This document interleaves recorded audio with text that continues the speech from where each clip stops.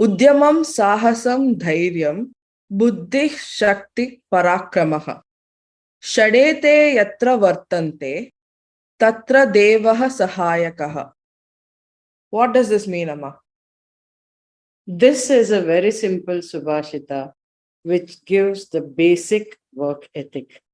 The word meaning Udyamam, industriousness or hard work, sahasam, courage, Dhairyam, fearlessness, budhDhih, intellect, shakthih, strength, Parakramah, valour, heroism, Shadethe, these six, yathra, where, varthanthe, they exist, thathra, there, dhevah, God or destiny, sahaayakah is a helper or assistant. The translation. This shloka gives the 6 main qualities for work. One has to be industrious or hardworking. One has to be courageous, fearless, use his intellect, judiciously use the strength of power, and always be heroic and bold.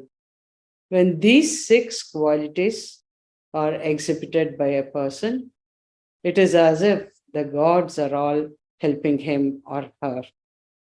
His work will be very efficient. Hi again, Madhavi and Malini. This is Archith here. This particular Subhashitha gave me a lot of ideas to think about a few things that were going on currently in my life. First one is what I'd like to call as the straightforward explanation to the Subhashitha and how it has played out in most of our lives. And I saw this even while I was in college. Youngsters may take more risks. They don't have as many responsibilities as the other people. That gives them a lot of time to invest their energy in whatever it is that they want to do. So me and a couple of other friends of mine in college, we decided to take this as an opportunity to try out different internships in different industries to see where we fit in, to see what exactly it is that interests us, how exactly we wanted to invest ourselves in our careers further. This gave me a lot of ideas. It has helped me grow and make a career in a certain stream of what I'd be interested in. If it were not for the internships that I did during college, I may have not had a good opportunity to look at all the things that were available. It has also given me the ability to say, hey, you know what? I may have to change a few things here and there in my career along the way, but I'll still be able to do it because I have done it already. And I think that is a strength that I have gotten from this whole experience. That's fantastic, Archith. This is, in fact, something that I encourage all of my mentees and youngsters I work with to do as well, to go out and explore. I, in fact, encourage them to even go and work in startups, which is a lot more than internships, because the startup experience is quite undefined. Depending on what stage of the company you join in, the kind of work that you get every day is going to keep varying. It is going to push you in different directions. It is going to make you do things you have never done before.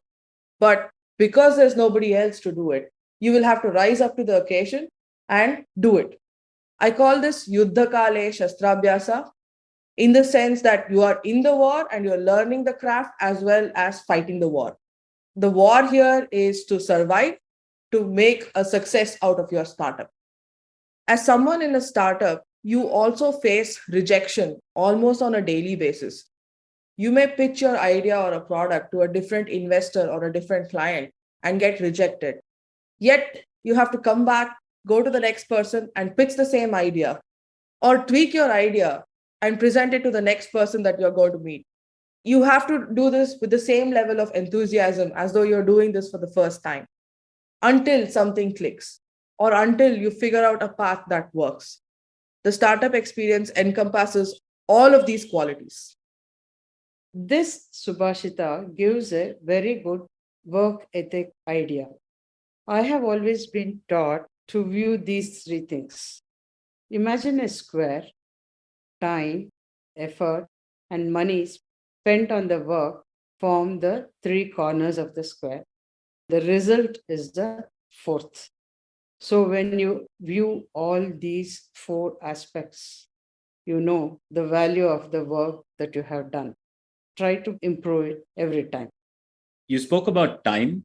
The aspect of not taking seniors in an industry without experience seriously has become a problem.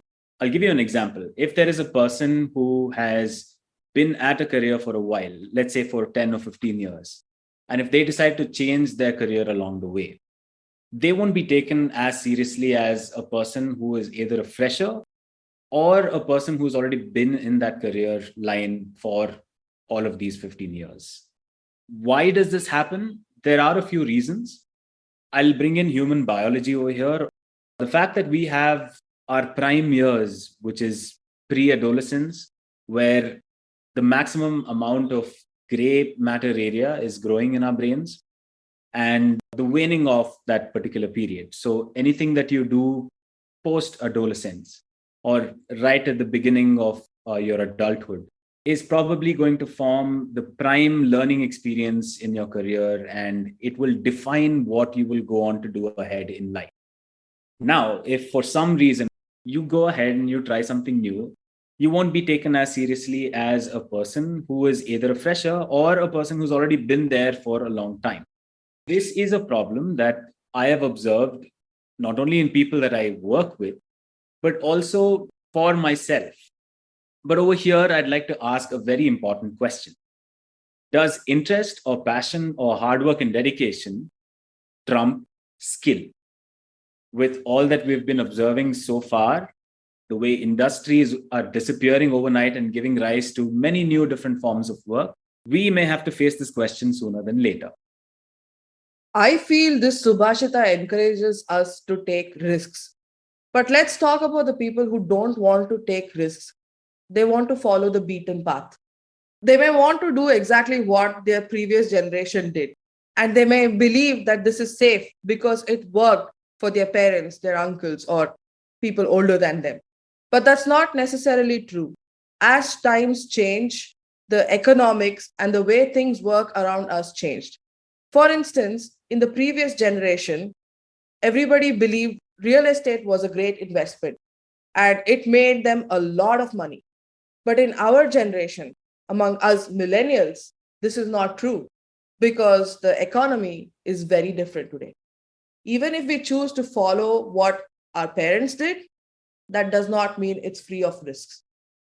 I think you brought in a very critical element over here, Madhavi, which is the aspect of risk. I'm going to again bring in something very close to risk and sometimes even overlaps risk. I'm going to talk about the cost of failure.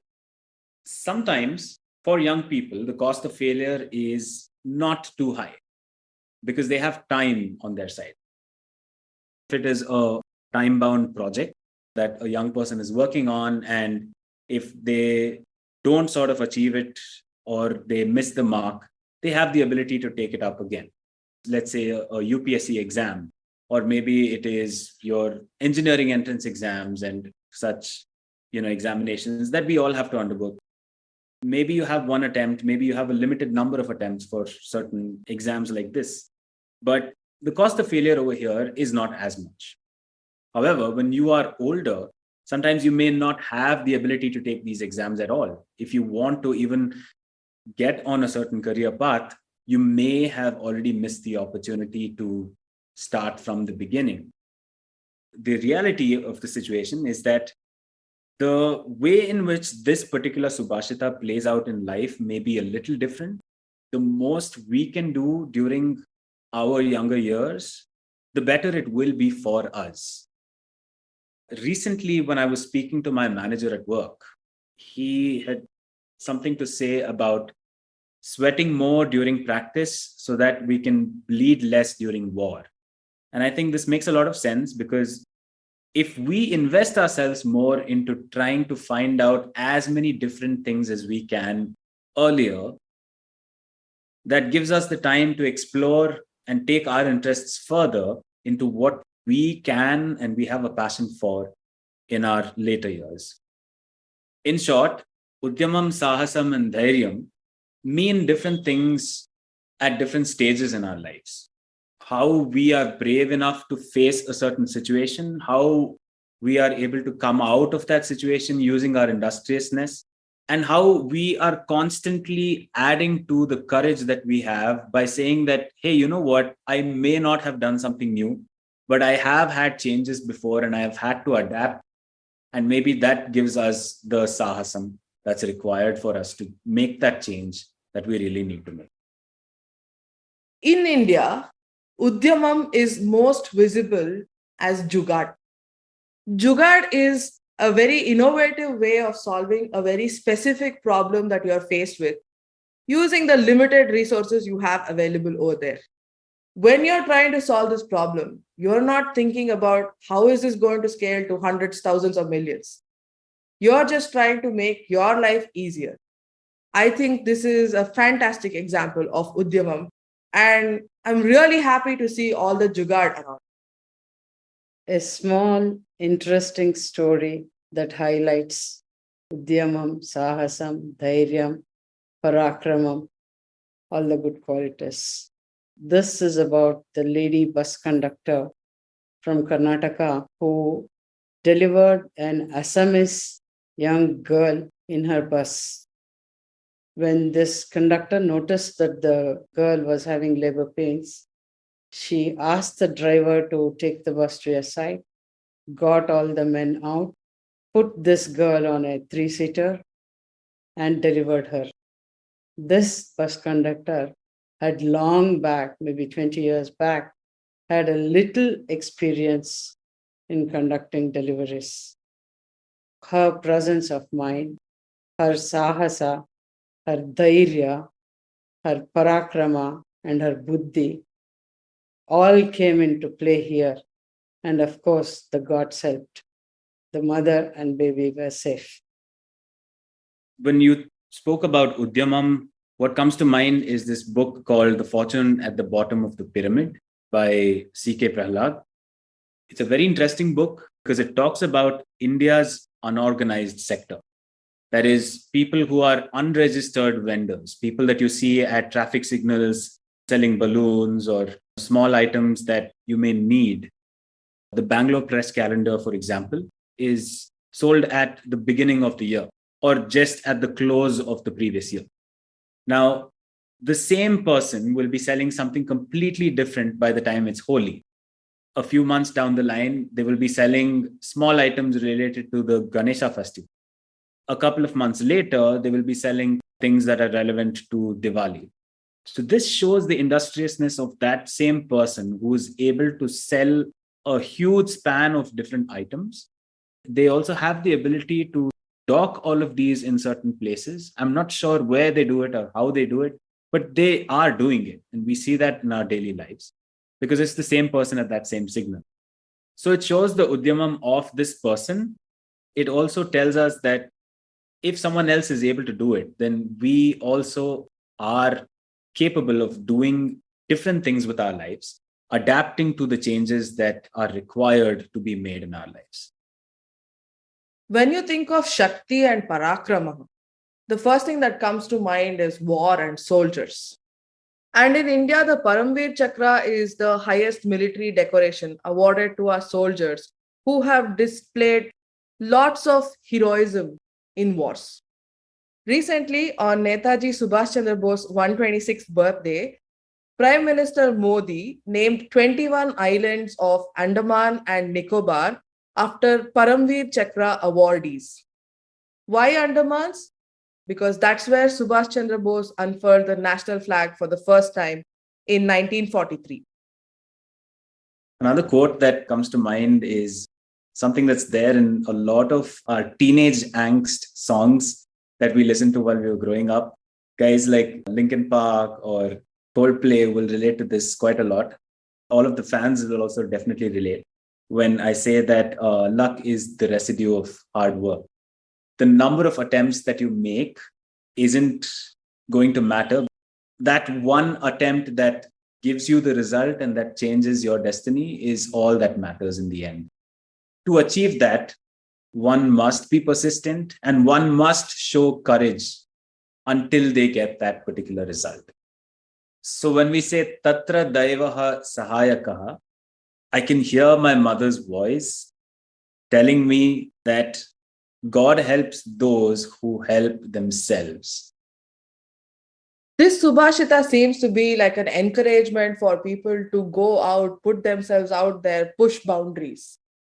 But what we may not realize is that there are certain sections of our society who are living this in their everyday lives. I'm talking about people who are handicapped, people who may be sick, and the elderly. Our world is not designed to be inclusive enough for them. The simple act of getting from place A to place B can be a big challenge for someone on a wheelchair because there is no ramp for them to get onto the footpath, or the footpath is uneven, or some house owner decided to take over the footpath and convert it into their fancy garden. These are everyday challenges, and the elderly have to walk on a busy street. There is no footpath for them to walk on. So every day they are out there facing the world. They have to deal with the challenge. There is no other option. We think that technology and the internet is something that's available to everybody. Even that is not true. Turn on the screen reader on your phone, close your eyes, and try to navigate a simple browser. And you will realize how much of a challenge that simple act of browsing the web itself is. So I feel that these people are constantly having to adapt to situations and face challenges on a daily basis. They have no choice. This Subhashita brings to my mind this stotra about Lord Hanuman. Buddhir balam yasho dhairyam nirbhayatvam arogata ajadyam vakpatutvam cha hanumat smaranat bhavet. The meaning: budhDhih, intellect; balam, strength; yashaha, fame; dhairyam, bravery; nirbhayatvam, fearlessness; arogata, absence of diseases; ajadyam, the ability not to catch epidemics and contagious diseases; vakpatutvam, oratory or speaking skills; hanumat smaranat, by remembering Lord Hanuman; bhavet, one will get. Let us chant this shloka as much as possible and with as much devotion as possible to get the maximum rub of benefits. So that's it for today. What did you get from this Subhashita? Share your thoughts with us. See you in the next episode.